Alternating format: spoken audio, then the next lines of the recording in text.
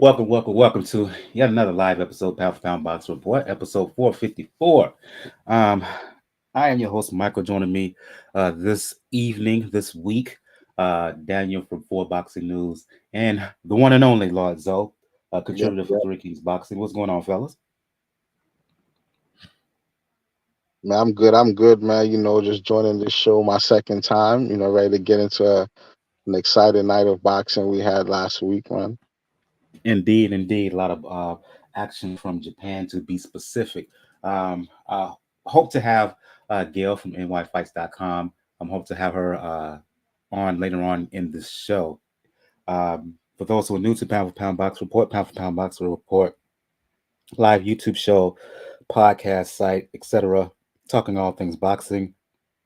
Motto is when boxing is good, we'll talk about it. When it's bad, we will talk about it. Bottom line is, if it concerns the sweet science, it will get discussed. We want to find out any and all information about the podcast, about the show. Go to the site, p4pboxingreport.com. If you wish to email us with any comments or questions, you can do so, p4pboxing at p4pboxingreport.com. On the site, you'll find where catch us all over social media, links to the YouTube channel, the Facebook, Twitter, IG page. If you wish to donate, let donation be the best nation. Wouldn't matter to us if it's $1, $2, $5, whatever you would wish to contribute. We will be internally grateful to help the overall production behind the scenes. Cash me and PayPal donation links to do that. For my fellow fitness enthusiasts, if you're looking to get your body right for the summer or stay in shape during the summer, please check out the links to BODI, formerly known as Beachbody on Demand, on body fitness programs for any and all suitable um, interests and goals. If you're looking for boxing specific programs, may I suggest you check out 10 Rounds? That is a 6 week program, 3 days a week of boxing based cardio workouts, 2 days a week of weightlifting slash resistance specific workouts. At the very least, take advantage of the free 14-day trial, which goes throughout the year, and that is for 14 days. You will get free access to any and all programs that are running currently on Body, including some sample workouts of some new workout programs that's set to make their debut later on this year. Let's get things going, fellas. Recapping what took place this weekend, I want to focus um, in Japan. Um, what turned out to be a doubleheader. It was supposed to be a triple header. Excuse me. I covered this card that aired from Tokyo that aired live on ESPN Plus early morning time here in the U.S. I covered it for ThreeKingsBoxing.com. Please check out ThreeKingsBoxing.com, your source for pure unadulterated boxing information. Shout out to 2K, aka Prodigy of Boxing Talk, the man responsible for Three Kings Boxing. Shout out to Bo, senior writer, head of media relations, Bakari, fellow senior writer, I'm a senior writer, as well as the contributors behind the scenes, Laura Zoe, uh, Corey, um, Jay. I'm forgetting some, Jay, yeah, I'm forgetting, and Red, who does a lot of the work on the site itself. Um, the headline of this particular card in Nakatani, thank you, by the way. Forgot Jay. Thank you, Lord Zoe. Um, Junto Nakatani, who we've been talking about quite a bit, Zoe, here on this particular podcast, um, made the first defense of the WBC 118-pound strap against Vincent Astrolabio, a former world title challenger.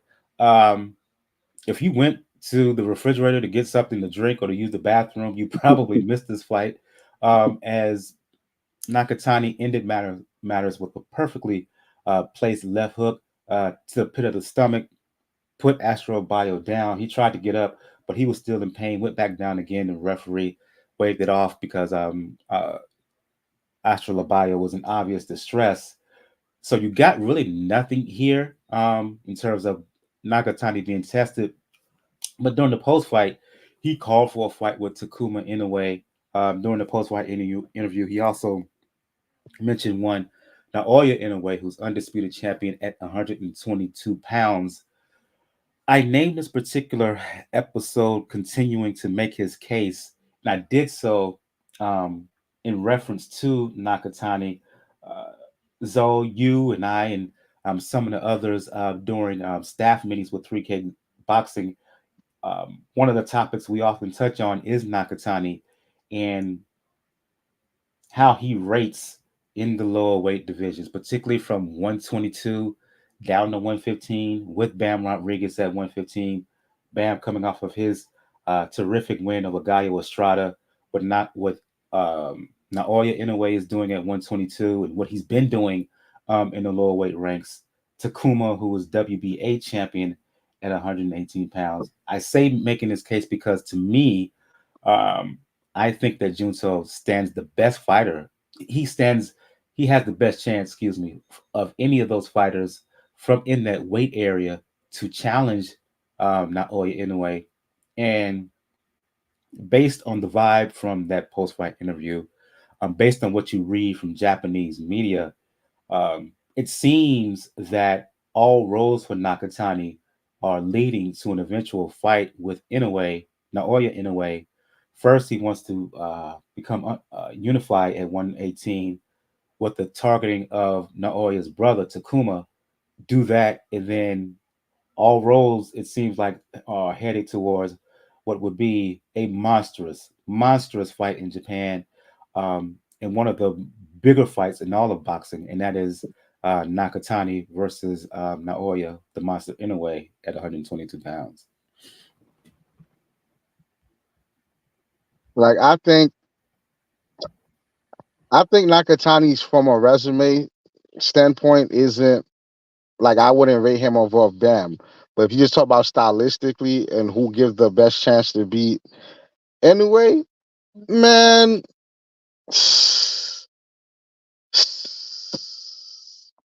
I don't know, man. I don't know, bro. I don't know. I really think I can envision a world where Nakatani goes in there and just boxes anyway from range and keeps him out there.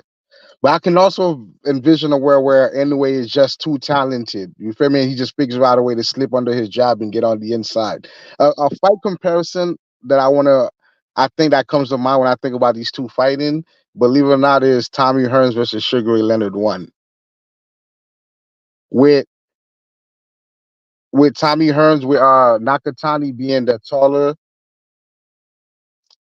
fundamental boxer, and Inoue being the he can also box. Don't get me wrong, he could box, yeah, but he has that special next level athleticism that could make him make up for places where he's short at fundamentally.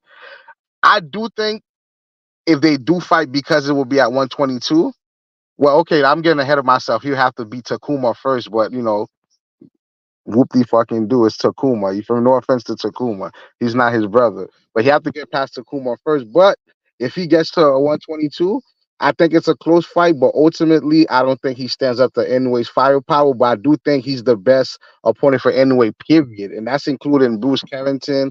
That's also including Figueroa and everybody. I do think Nakatani is his most difficult opponent, period, around. Um, Sorry, I was on mute. I go to you, Daniel. Um, I think for me, I would say all the champions at bantamweight hail from Japan, right? Yeah. And Yep. that could continue, Daniel, given what we saw on the undercard and what's coming up in the bantamweight division in Japan. That country could have a stranglehold on the bantamweight division for years to come. Um, you said, Zoe, that he has to get through Takuma first. Based on what I've seen, Daniel, I just don't think Takuma has anything to offer that could deal with not just the height, um, but the overall firepower of Nakatani. Right? Um, the Hmm. monster is on record now saying that he wants to stay at 122 pounds for another 2 years. Am I wrong to read that and say he's doing so because he, as much as Nakatani has said he wants a fight with the monster, has that same energy and just as eager to test himself against a Nakatani, which would be arguably uh, the biggest, most impactful fight in Japan in recent memory, in decades, Ever, maybe ever. ever, ever. That's a Super Bowl. That's a New Year's Eve fight. Like that is a New Year's Eve fight. If people don't know, like in Japan, as far as boxing goes, the end of the year and the first week of January is where they really have their really big events for combat sports. And New Year's Eve is usually the time they want to do for boxing. Nakatani versus anyway, it's a New Year's Eve fight. What's tough in this scenario when you look at what Nakatani wants to do, versus anyway, what anyway is going to do is the fact that anyway can still even go up from there. If it becomes a situation where, okay, he wants to stay in 122, but he may not want to, his body may not want to stay at 122, then he may wind up going to featherweight shorter time than he expected. That's all plays into variables. Nakatani luckily has the advantage of being one division down. So he does have to catch up to anyway in that front. But he has that little bit of advantage where he can start growing into it and start really, really building his resume at 118 to the point where the Japanese media, which is the media that's important to the Inoue family, they pressure now in a way to say, no, you need to fight Nakatani. Because us saying that's one thing. And if you could put that fight in Vegas, it's not going to make nowhere near the money that Nope. it'll make in the Tokyo Dome on New Year's Eve. The only place that fight makes sense in the United States is in LA, Dodger Stadium. That's it. Or Chase. You could put that shit in Oakland in the Chase Arena. I figured LA Seattle has a would bigger always be. Japanese market. Yeah. Seattle always to me is like a sleeper market when it comes. Seattle does have a decent Japanese population. That might be a dark horse in there. But yeah, you're not none of those compete with the Tokyo Dome Yo, for put that. it this way then. I'm not sure if this was the first Donier fight. I'm not 100% sure. But anyway, had a fight. I think it might have been Donier, and they had averaged 6.2 million views. And just the Junto region, not even the whole Japan, just the Junto region. Like, bruh, we over here in America talk about bragging about people doing 2.5 million views on free TV. They do this 6.2 million in one region of Japan. Like, there's no reason for this fight to be anywhere but Japan. This guy's a rock star there.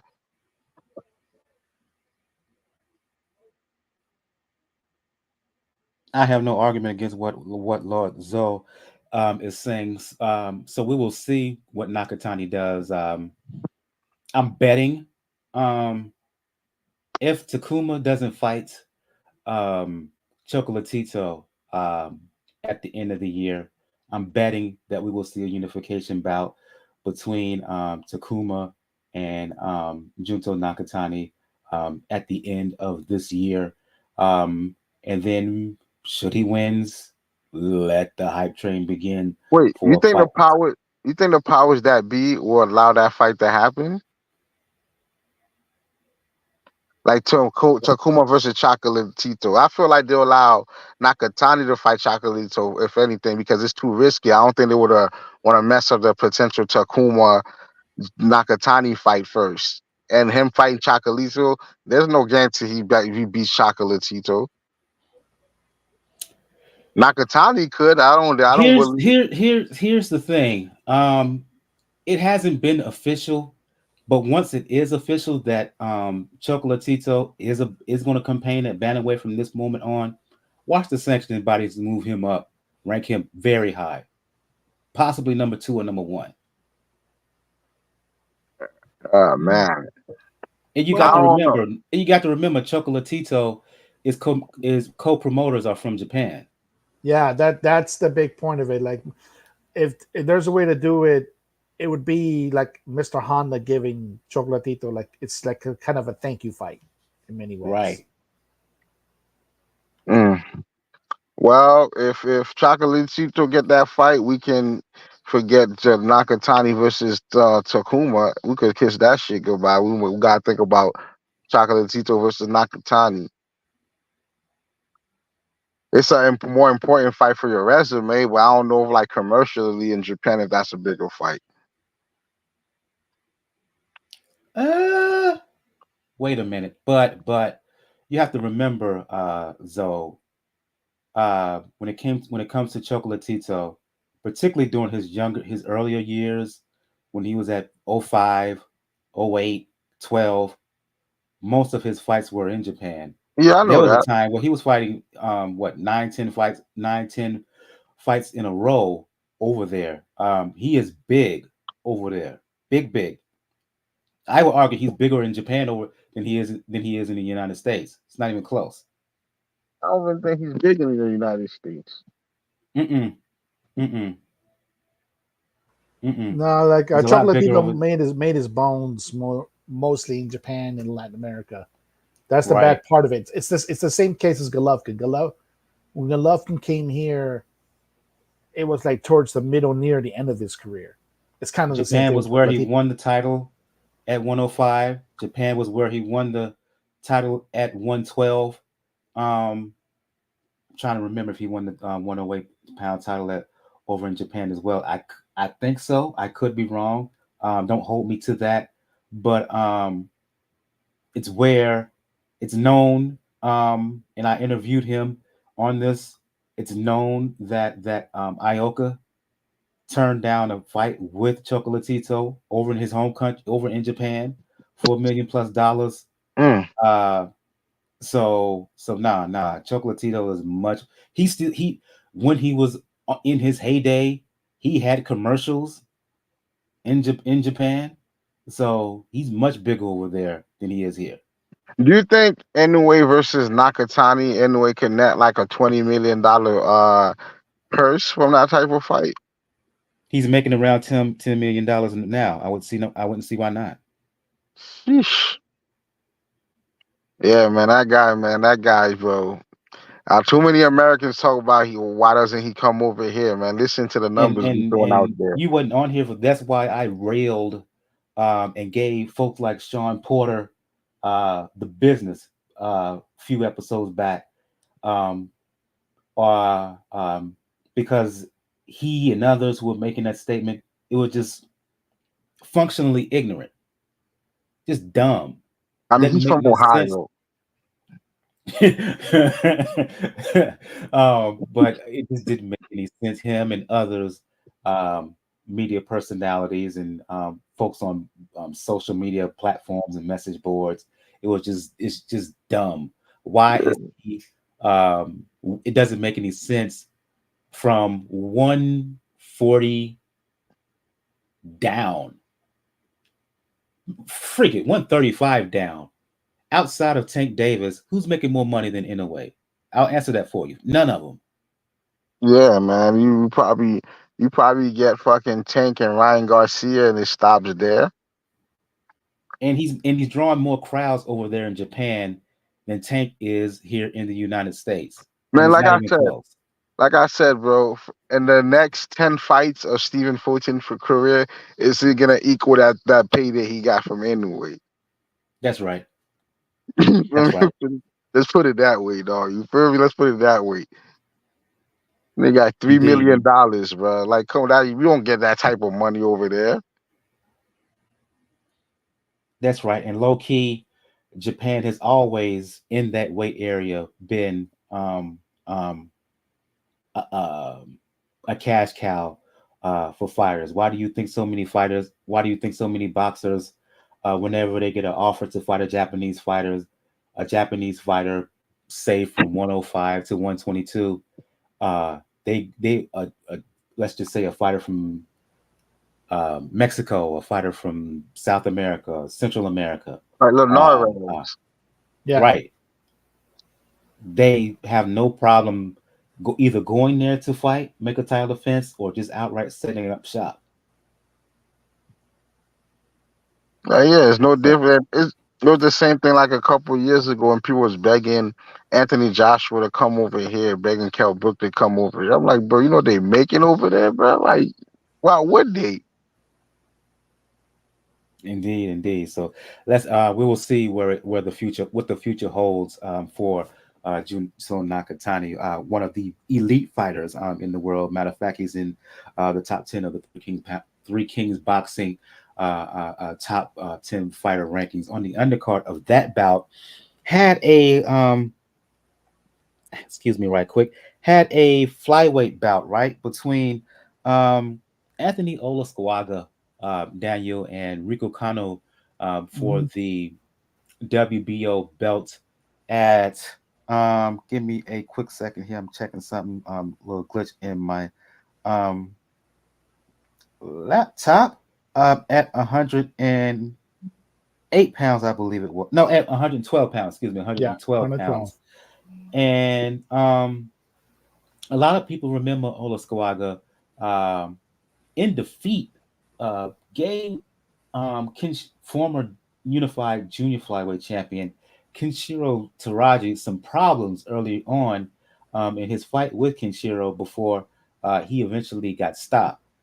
In this fight against the local fighter from Japan, Kano, this was easy work from Olascuaga. Um, Too much offense for Kanu. Bless his heart, he tried, but Olascuaga was all over him like a bad rash. It ended the fight with a beautiful uppercut. Um, so he fulfills his dream, Olascuaga, who, by the way, um, works with Rudy Rudy Hernandez, the Hernandez. same Rudy Hernandez, who has been the longtime trainer of Nakatani. They both were in the ring after the fight, giving basically hugs and hand pounds to each other afterwards. Very good friends are those two fighters. The point for me, Daniel, with um, Kenshiro moving up, well, let me take that back. When you look at the 112-pound division, with Bam um, moving up to 115 and now as a two-time champion,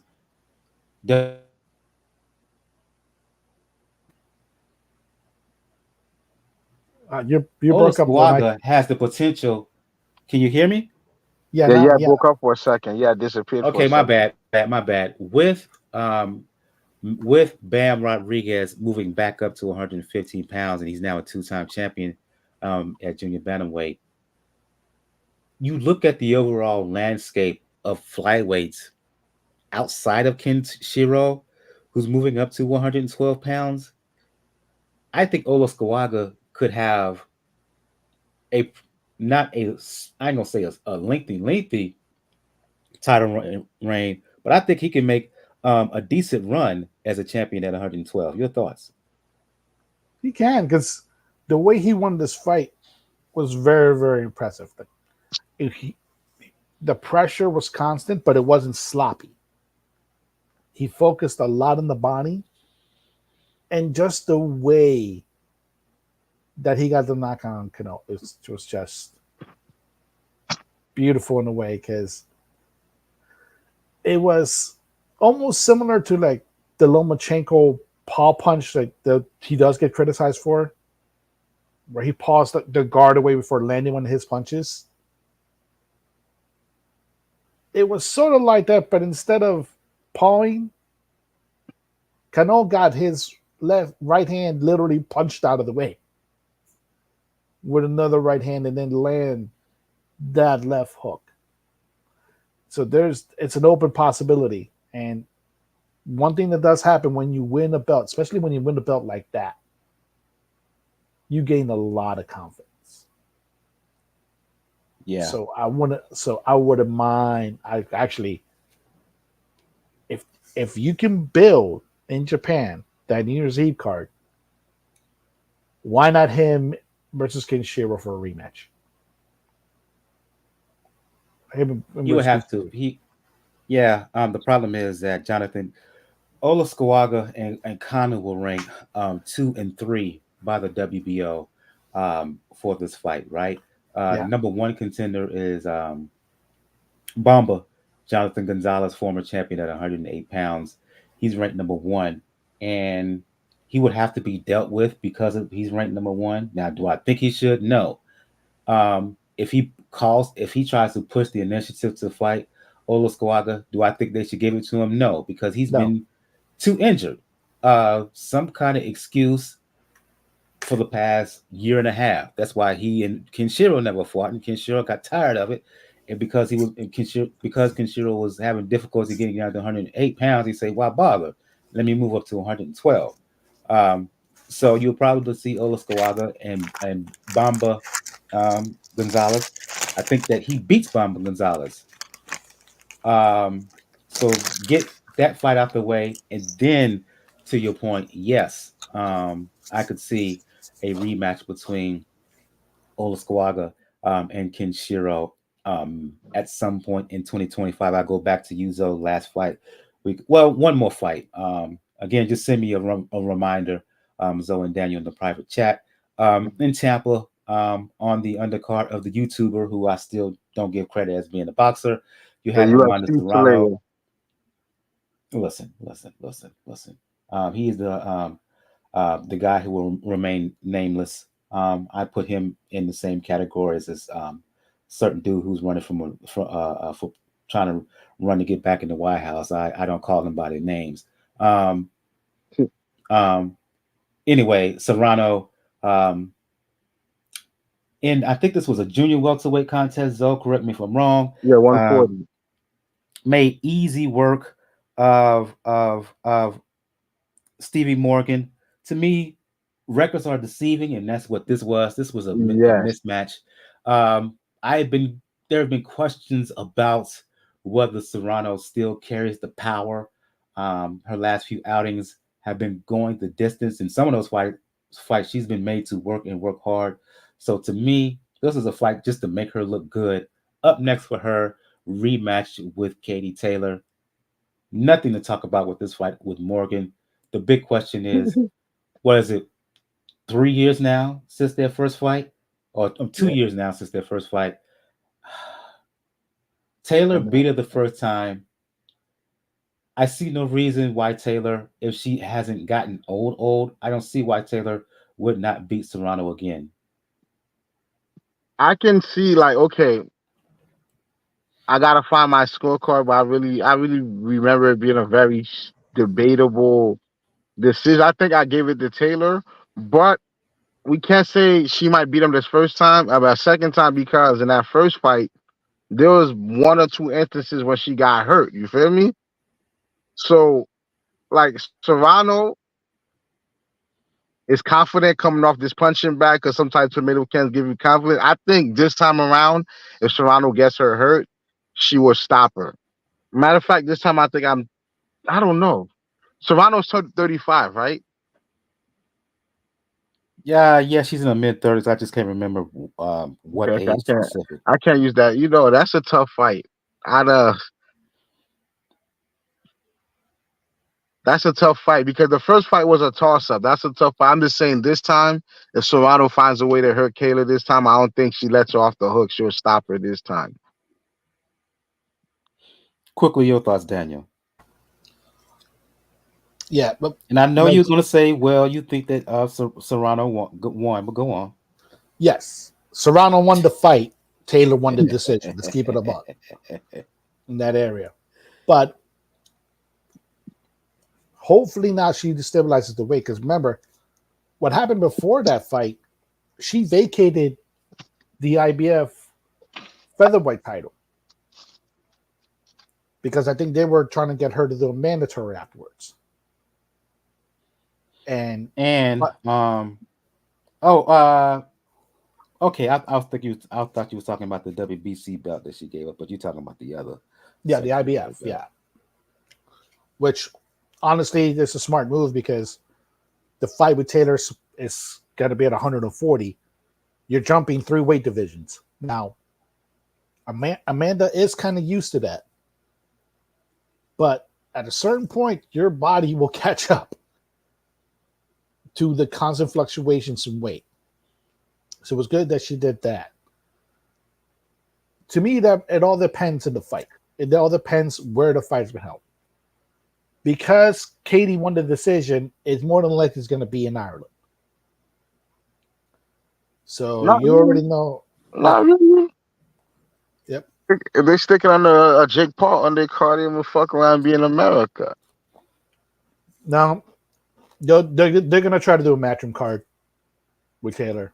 So it's probably going to be Ireland. Initially this was gonna no, initially it was gonna happen in Texas on that YouTuber undercard with Tyson, but who knows? Yeah. I'm not sure. I'm not sure where it'll be held, to be honest. Yeah. But either way, like, this is a point where Amanda has to really go in and focus on to make sure, because there were points in that Taylor fight where if she just would have pressed on the gas a little bit more, she probably would have gotten the knockout. She stopped her. Yeah, that's what I'm saying. I seen that happen. I still think she narrowly lost, but yeah, there's a few times I know she kicking herself like, yo, I could have took her out. Mm-hmm. Yeah, so hopefully we will see that rematch finally later on this year. On the undercard, fellas, we had clear candidate for knockout of the year last week. I briefly mentioned Ashton Silva, who was a rising prospect at 104, at 135 pounds. He fought Canadian Lucas Body, who, by the way, if you check out the Three Kings Boxing Facebook page, and you do a search of his name, Lucas Body, BAHD or DHI, excuse me, you will see an interview that Bo and yours truly had one Mr. Body, the Canadian. He was known for his power, and the boxing world saw that in full force as he stunned Silva with one right hand, Zoe, and then that's second follow up right hand put Silva lights out before he hit the canvas. He fell flat on his face. And what's the old adage? When they fall on their face, the fight was over. Yeah. I don't think anybody saw that coming. I have nothing. I have no analysts on that. I like to say I don't got on no analytical shit to say on that, but that shit was funny as fuck. Yeah, memes were all happening all over Yep. boxing social media. Daniel, um, surprise to many, but when you talk about one, or in this case two hitter quitter, you look that up. Look up the definition of that. They should have a hyperlink to the video of that knockout because That shit's right. That's just right up there with Lennox knocking out Rockman, bro. With the Yeah. 1-2. Okay, I've seen that. I've seen the Lennox comparisons, Lennox and Rockman. I've seen. Well, I think Gail, like when she jumps on, I think she made the comparisons with the Marquez Pacquiao knockout. But that was like more one punch, though. That was more like a one punch, though. That one. Yeah, but just the way it looked to me, it reminded me of the Sergio Martinez knockout of Paul Williams. Yeah. Because we have to remember there was a good part, like with the first 10 seconds, I thought Paul was dead. I literally thought, oh shit, Sergio caught a body that night. But okay. But luckily that didn't happen, and we'll see. We're going to see that highlight reel. That's probably, it should be in the running at bare minimum for knockout of the year. Yeah, indeed. My question is, and hopefully have Zoe back on. I think he might. Okay, there he is. Let me get him back on. Excuse me, everyone. Here's my question, fellas. Silva is 20, 21 years old, right? Can you recover not only from getting hit and iced out like that, uh, but the humiliation. You being made the butt of jokes by everybody. Um, so not just a physical, but a mental and psychological. Does the kid have what it takes to try to wash that out the best as he can and try to come back an even stronger fighter? He needs to get on YouTube and go watch Amir Khan's career. Wow. Well, okay, Wow. okay. To be fair, he does not have the cotton candy chin that Khan has. But Amir Khan went on to become champion. Is the point I'm making. Multiple, you feel me? That's the point I'm making. Like he did bounce back. You feel me? He did find confidence. He didn't shy away from fighting big punchers. He didn't shy away from getting exchanges from big punchers. You feel me? Still took risks and became world champion. So that's what I mean from that perspective. Like, go look at Amir Khan career as somebody who got knocked out early when you wasn't supposed to and still found a way to bounce back. You know, okay, that's fair. That's fair. Also because of the weight, because when British Scott knocked out Khan, it was a 135. So there is time to do it. There is time to develop and grow into it. And it wasn't like that huge of a card in order for people to get noticed. Yeah, you're gonna be a meme for a good while. A good while. But you know what? Like we mentioned it before, like we mentioned the Pacquiao knockout. Pacquiao knockout was brutal. Granted, Pacquiao's resume helped pad that, but there's ways to recover. You just got to dig down, work on your fundamentals, work on that defense to not get caught Man, yeah. with those two Keep your punches. hands And up, then, kid. Keep your hands up. yeah, And because don't be that, coming down the center line. Okay, I'm about because to use an extreme. I'm about to use an extreme version of what you just said. Of fighters getting knocked out and bouncing back. This might be extreme. I'm not comparing them. I'm just saying the scenario. Joe Louis got knocked out by Schmeling. And we all can say, based off what we see of his career trajectory, he got even better afterwards. He was better for That is a leap it. and a giant one. it is an extreme example, but And Lewis was took 10, 11 rounds of punishment before he finally fell. This was basically just a few shots and then just out. Okay, how about this one? David Tua. I mean, no, no, what's that born the born motherfucker who I hate to watch him fight? What's his name? You talking Ruiz, Ruiz getting John knocked out Ruiz? by Tua and then bouncing back. We ain't see that coming. Well, at the time I did because I never thought anything of John Ruiz, but that's No, I'm talking about see that coming as in the career he went on to have. oh yeah, but yeah, but he also did benefit from the division really in between being in between the period of Tyson and Holyfield and Lennox. Yeah, that's fair enough. But with that being said, nobody would have saw that coming that night. He got knocked out clean. Nobody saw that shit. Like nobody was gonna say that he would have went on to have wins over any version of Holyfield. You feel me? Like nobody would have said that shit. There's Oh, another. There's another one I'm missing too. I got one. I got an even better one. Who the fuck knocked out Sonny Liston in his seventh fight? Who was it? Not knocked out. Who broke his jaw? Who was it? I know one of y'all old. That had listen, to remember that shit. listen. Careful with the old stuff. Okay, my fault. Who? Well, who was it though? Who was it? I know someone. I know who you're talking about, but the name escapes me. My bad. Yeah, he broke his jaw, and then this is early in his career. And who would have thought he would have went on to be a top 10 heavyweight of all time? So sometimes you can bounce back from getting brutally knocked out or brutally stopped and shit. You can bounce back sometimes. It depends what bounce back means. Fair enough. Fair enough. Shit, We'll Pacquiao took a see. shit in the ring. Somebody made Pacquiao take a shit.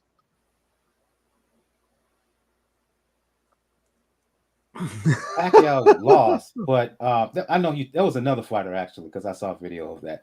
People said it was Pacquiao, but it wasn't. That was a completely different fighter. I actually found a video that wasn't him. Oh, But fair enough to your earlier point, to your overall point about how Silva can indeed recover. He just gotta put in the work physically and mentally, and take care of business and shore up some things from his overall fighting style. Let's get to some news here. A lot of folks were looking forward to a potential unification bout at 135 between IBF champion Lomachenko and WBA champion Gervonta Davis. We talked a lot about this, Zoe and Daniel, before I hit the live button. Now it's been discovered that the fight is not going to happen over after Loma backed out, claiming quote unquote motivation issues. He's been the scorn. He's been ethered by many in the boxing community, many on social media for his decision. I'll start with you, Zoe. I was surprised by this. I thought Loma would just jump at the opportunity, but he's saying no for now. he doesn't believe in himself, man. He done been through a lot of injuries. His body's brittled. He's old. You feel me? He just didn't want it, dog. That's the point. I'm disappointed because I never in a million years would have thought this would happen, especially with the track record of Tank being the one not wanting to fight him. You feel me? Of Tank saying, I got my whole career ahead of me. I can fight him when I want. It seemed like when Tank wanted it, Loma doesn't want it no more. 'Cause I think Loma sees the writing in the wall. He knows where he's at. He's not trying to get stopped. It is what it is, man. I'm disappointed in him. Boo, strip him. I never want to see him again. And for those who are checking this out live or will check this out later and talk about well, Zoe, you don't know what you talk about. Tech has always wanted to fight Loma. No, that's not the case. Um, um, when the fight was first proposed to Tank back in 2018, 2019, Floyd was like, hell no, I'm not putting him in there under any circumstances. But now that Loma is 36, 37, all of a sudden they want to make the fight. But unfortunately, Loma is this time it's Loma who is saying, nah, not this time. I don't want it. Yeah. Mm. Um, Why don't he retire? Because if you don't want the Tank fight and you don't want, and you already ducked the Shakur fight, retire. I'm tired of you over here. You have all your little puppets on ESPN and Top and Ring Magazine spreading all these heroic stories about you, the greatest thing you ever, and you don't want to fight the top two other guys in the division, bro. You make an excuse, man. Retire, bro. his dad. That's the thing. His dad. He mentioned it also in his last fight. He was just basically fighting for his dad. It looks like if Papachenko is the one that tells him, Vasily, just drop the gloves, he'll do it. That's the main thing. But unfortunately, I'm not surprised in this area because one, because of how he sounded after his last fight, his heart is not fully into boxing right now. And once you mention that, yeah, once you have one foot in retirement, you're essentially retired. And I can fully agree. You don't, with a guy that has a resume of Lomas, you don't want to be seen as the guy that, okay, now you're just a stepping stone for somebody like Tank, because guess what? You became a stepping stone for Teofimo Lopez. Now, circumstances aside, that's what happened. The difference when it comes into between this fight and that is that, especially between 20 and 2018 now, is financially, Tank brings more to the table as far as the drawing power, as far as Shit, he the type probably of did in crowds that he brings. 2018 too. Mm-hmm. No, not to the extent that it is now. Not to the extent where that he's doing now. However, then we also have to fall into the variable of the fact that this is Bob and Al we're talking about. And those two individuals will not do business together unless A, there's way too much money on the table, which there's a lot of money, but not way too much money. And B, they absolutely have no choice. They can still have a choice. Shakur could, even though he may not seem like it at the moment, Shakur may in some weird way wind up re-signing with Top Rank. And then Bob gets hit the scenario that he's been trying to put together for the last half decade, which was Loma versus Shakur. Nah, yeah, right. Bob is not interested in that. Yeah, to that point, let me chime in to that point. Yeah. On an interview with the Mill City podcast, Kenny Ellis, who is one of the cornermen of Tank, expressed disappointment in not in the fight with Loma not happening, but he threw Shakur's name in there, hinted that they could possibly fight in November in replacement for Loma. Um, in his words, we'll see if, paraphrasing him, we will see if Shakur ducks. There's an article up right now on 3kingsboxing.com about that. Uh, Ellis may hint that option is on the table. I doubt it. I doubt if we see it happening this year or in 2025 for that matter. Why? Why do you doubt it? Where is the inkling that they really want to fight this dude? I said this to you guys before in our meetings. I'm not a big Shakur fight. I'm not a big Tank guy. You know how I tell you about Tank. But Tank did said before he reaches age 30, he said he wanted to retire by 31, 32. And there's a few guys he wanted to fight. And I do think he's reaching the point where he's about to be 30. So he's trying to get those fights out the way. And I think that's why some of the moves he made is why he made some of those moves, those how he's siding politically now. I think that's why he's making those moves because he want to fight those guys. Whether he wins is something different. Hmm. I mean, But that's all the go on, Daniel. But for me personally, I still need more evidence. Yeah, that's going to be the main thing because it all depends on who the other dance partner is. Because yes, the Ryan Garcia fight is actually a good example.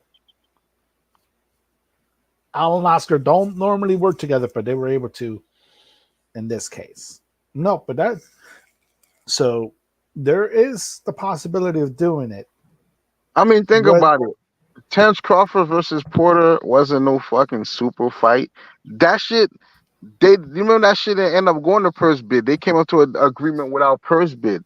So I reject that notion that Bob and Al doesn't work together. We just got to be real about it. Like Loma doesn't want to fight. That's all it is. We just got to keep it real. We got to stop seeing that other stuff. Because they gave us Bud and Porter. Like, what the fuck was that? Like, we really came to an agreement for that on Crawford's last fight. This is you came to an agreement to put money on that. Wouldn't you lose money, but you won't make money. You won't make Bud. You want to make tanking Loma happen, but you could make Bud and Porter happen. You could make Shakur and motherfucking Edwin De Los Santos happen, though, but you can't. Nah, man, I reject that notion. Loma doesn't want it right now, bro. He's yellow. But for me now, if that's the case now, if that's established now, will we see Tank and Shakur again? I doubt it. I think. But okay, what is Shakur's like? What is Shakur's moves though? Like right now, like if he signs with he basically said him and Golden Boy's not happening. So we could take Zepeda, Floyd Schofield, and all those people out the table. So those that not out the table.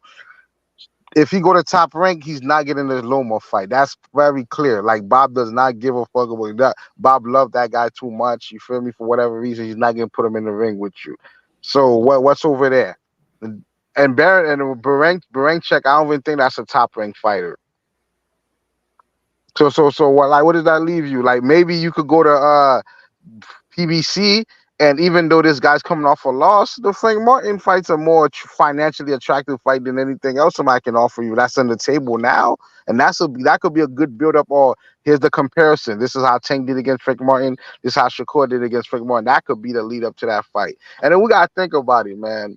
The fight's gonna happen, bro. It's a lot of money in that fight. I know a lot of people are looking at me like I'm crazy. It's a lot of money in that fight. Number one, Shakur talks shit. Number one, Tank talks shit. That's first. Number two is Floyd Mayweather versus Ellaby. You feel me? Richard Shave. That's a fucking juicy storyline. This is what these Gen Z niggas like. Is these fucking this shit's gonna do 900K, my nigga. You feel me? So I do think Shakur, man. Shakur might end. I think Shakur might end up signing with TMT, and he might get a Frank Martin fight first to build up his If profile. That's what I think is gonna happen. if Tank Davis really wants the fight to happen, it happens like that. He's the money guy. He's the one who a lot of people now saying is the face of boxing. He's the cash cow. If he really wants it, he could just make a couple of phone calls. Shakur ain't gonna buck that much because he wants to fight in the money too. I don't think he's I'm gonna still buck at waiting. all. I'm still waiting for something serious from the side of Tank that says, okay, enough with the BS. Let's make the fight. Because if Because he his, did that, the fight would be done. We hadn't because I, seen that from him. because I truly believe the reason Shakur didn't sign with anybody yet. I felt like he wasn't gonna sign with anybody. He was gonna wait until the smoke scare of Loma versus Tank. I think that's what he was waiting for to see how that shit turns out. Now, I think he's gonna. I think in a few coming weeks, you're gonna see him make that fucking PBC move, and maybe 2025, early 2025, first quarter of 2025, we get that fight. We will see. We will see. Um, uh, I still have a bit of skepticism here. One more story before we get to preview some fights and then call it a day when it comes to this particular episode, or call it an evening when it comes to this particular episode. Couple of shows back, the boxing world was up in arms over ropes and Conceicao's questionable, to be polite, win over Oshake Foster to win the WBC belt at 130 pounds. Um, Disgusting. it was. We all speculated that, and really there was a clarion call that the WBC do something to rectify this matter. Um, at the time of that fight, they said they was going to quote unquote investigate the issue. Well, news broke today, Daniel, you can follow up, Zoe, that the BC has indeed ordered an immediate rematch. These sanctioning bodies are often foul and full of it, but when you do something right, you must be applauded. And in this instance, that the scorecards of that fight was disgusting, to quote Zoe. But at least the BC is doing something to rectify the issue, doing the right thing, and demanding that these two cats run it back ASAP. I did. Yeah, who? I don't think we So, should applaud the WBC because number one, I don't want to see the fight again. The first fight was disgusting. So what they should have did was just reverse the decision and give him the belt. 'Cause I don't have to, because you punishing me by making me have to sit down and watch this shit again. no, no, like every once in a while, Mauricio does the right thing. He didn't do Because, the right thing, man. He should have gave Oshaki Foster the belt. They should have changed the but that's fucking that decision. that's not up to him though. Ah, It's up you're to the right, you're right, you're right. But the belt. He could have gave him the belt. He could have took the belt away from Conseca. That's up to him. Now the changing the decision is different. Where he could have took the belt. but he wouldn't have a case unless the commission does something. I'm still waiting for Man, the commission to suspend the judges. yeah. So that's the main thing that's the main thing that happened. But you're getting you're getting the rematch, and you now know at least first you cannot have it in New Jersey. You cannot have that stay in the game. I'm You not gonna cannot. lie. That fight sucked, bro.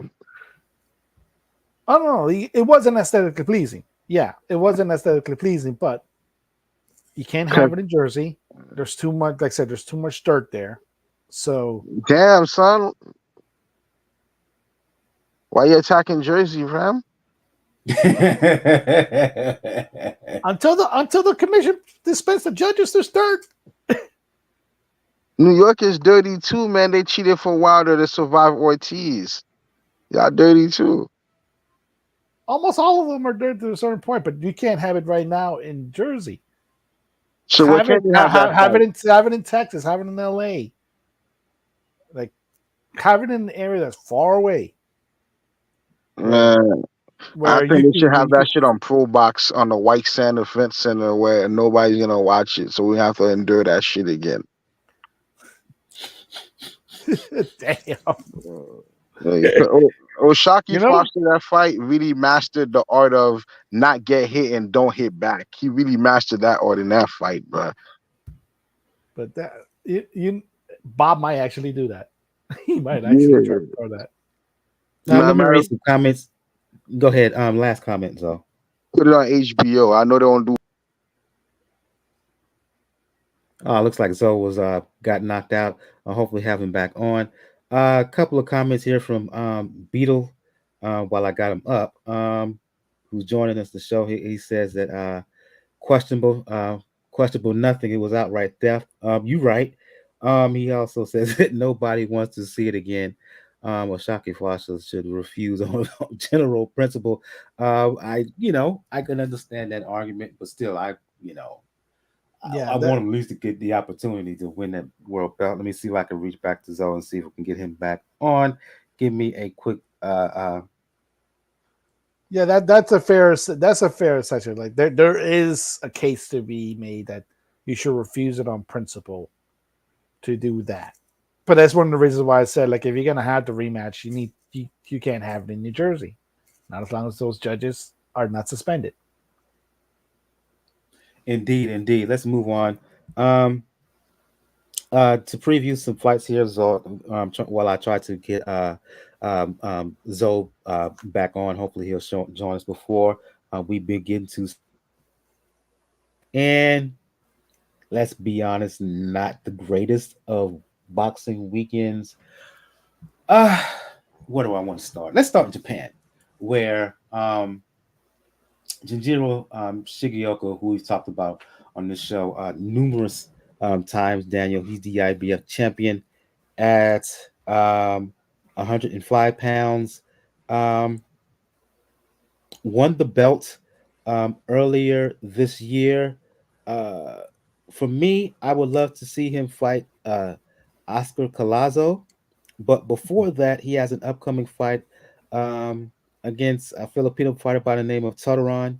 In my opinion, Daniel, nothing against Taduran, but I think if Shigeoka is really, really on his game, offensively, he's too fast, he's too explosive, and has too much power and speed for the likes of Taduran. Your thoughts?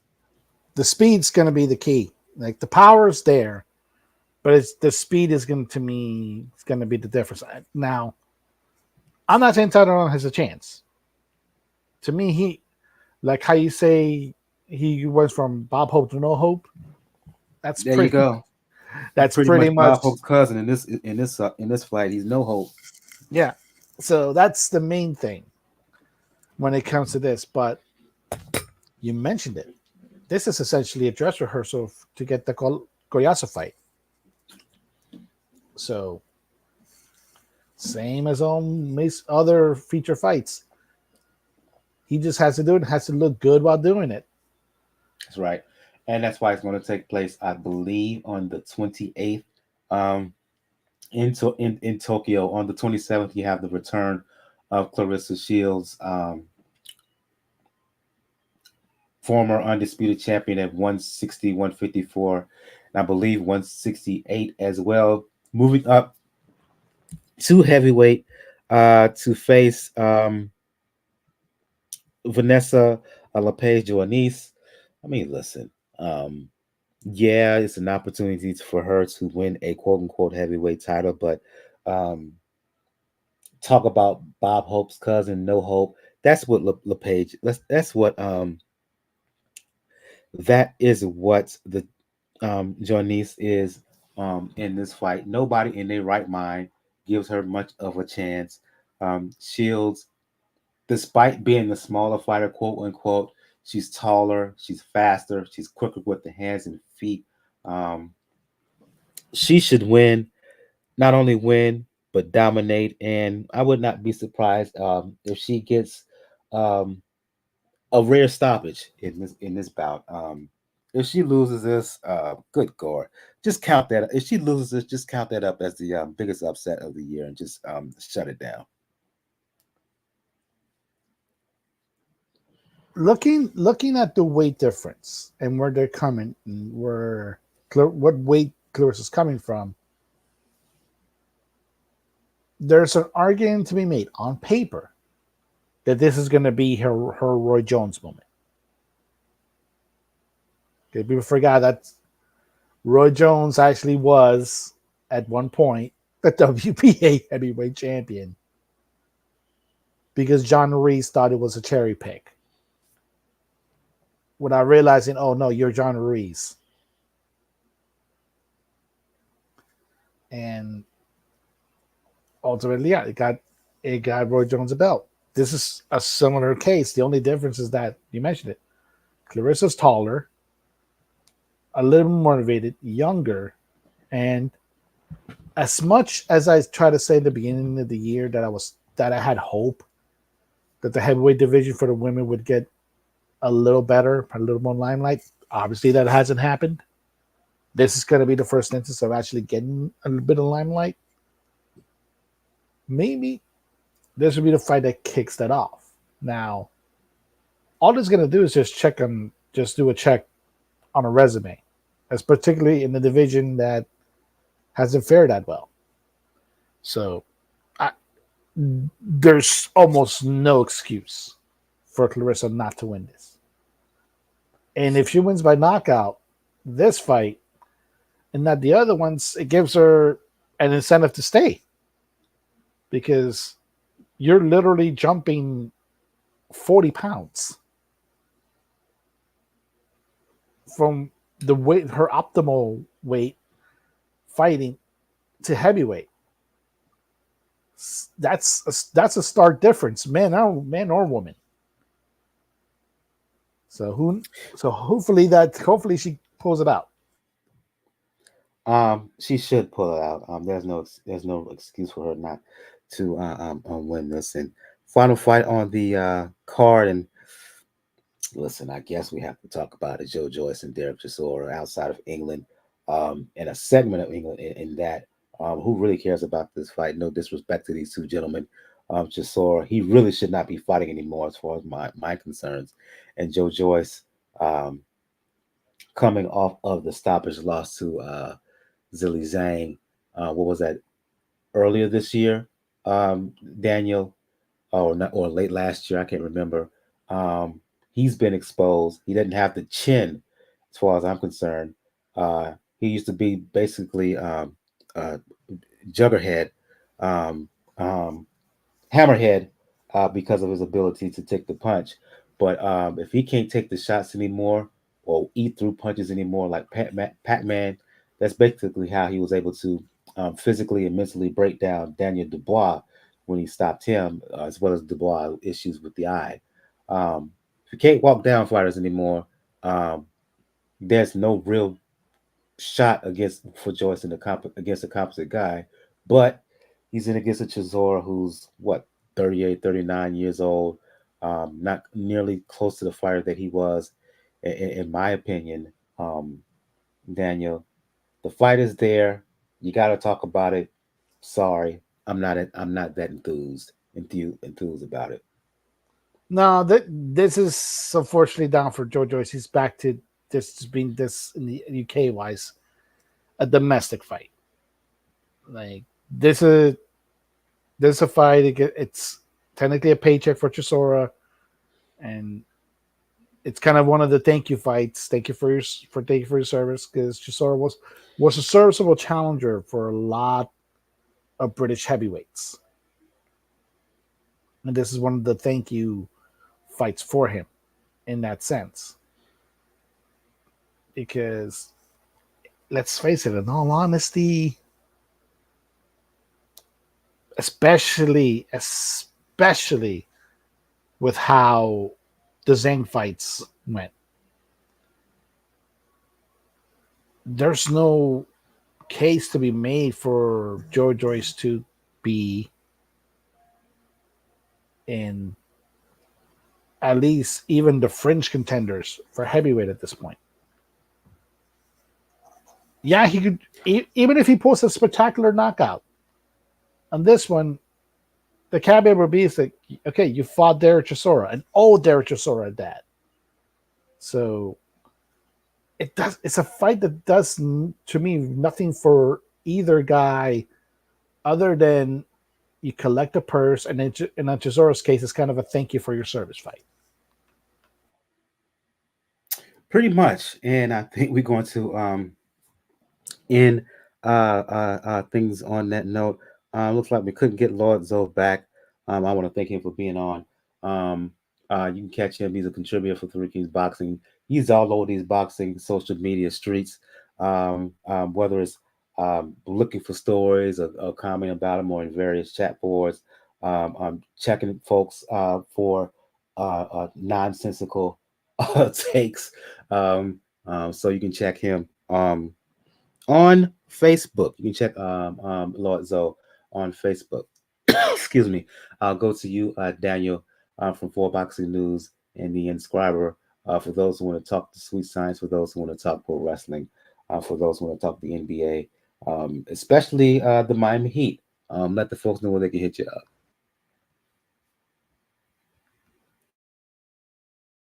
You're on mute, Daniel. Sorry about that. It's the same handle number, folks, whether it's Twitter, Threads, Blue Sky. I think, yeah, I still have Mastodon too. Rocks99, RWKZ99. Definitely, like I said, catch me on there. Who knows what's going to happen? And yeah, it's kind of a lull period. We're going to have a lull period for the next 2 weeks because of the Olympics. But then we should see how to click into gear because I think the blood money cards, both Top Rank and Golden Boy, are probably going to happen in the second half of the year. And for those who want to talk boxing, music, fitness, you know what it is with me on Twitter because I refuse to call it X Brother JR at Brother JR. 76. I want to thank Beagle for listening to us live and his questions and his comments. If you are checking us out on YouTube, make sure you hit that like button. Make sure you hit that subscribe button to get our notifications about future episodes. To hit that subscribe button and hit that like button. It's free 99, so it costs you nothing.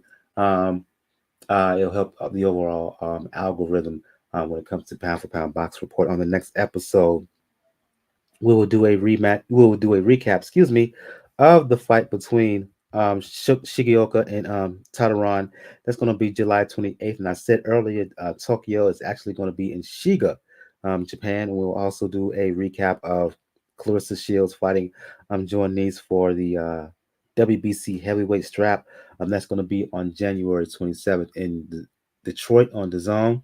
Also on the 27th in London on ESPN Plus, Joyce fighting Derek Chisora, and do a preview of what's going to be a really, really good card, the return of Bud Crawford as he's moving up to 154 pounds to fight Israel Madrimov for Madrimov's WBA junior middleweight strap. On the undercard there, Pitbull Cruz makes the first defense of the WBA junior welterweight title against Jose Valenzuela. David Morrell, current WBA regular champion at 168. He's moving up to fight Kolasnik for the vacant WBA light heavyweight title. Also on that card, Jared Big Baby Anderson stepping up to the plate, going to test and fight the dangerous Martin Bacoli. Andy Cruz is going to fight Antonio Moran. Andy Ruiz fighting Big Baby Miller. A lot of people remember Big Baby Miller from getting a beat down and ultimately stopped by Dubois last time out. He was in the ring, so we will talk about all of those bouts. We also may talk Caroline. That card, excuse me, is going to be August 3rd in LA. Also on the 3rd in England, Caroline Dubois is fighting for an interim world lightweight belt. So we will talk about all of those bouts. So again, I want to thank Beagle for his comments in the live chat. For Lord Zoe, contributor of ThreeKingsBoxing.com, for Daniel of 4Boxing News, and the Inscriber. I'm your host, Michael. This has been episode 454 of the Pound for Pound Boxing Report. We will see you guys next time, everyone. Hopefully next week, we will have Gail back with us. We will see you guys next time. Everyone have a good evening. Good night.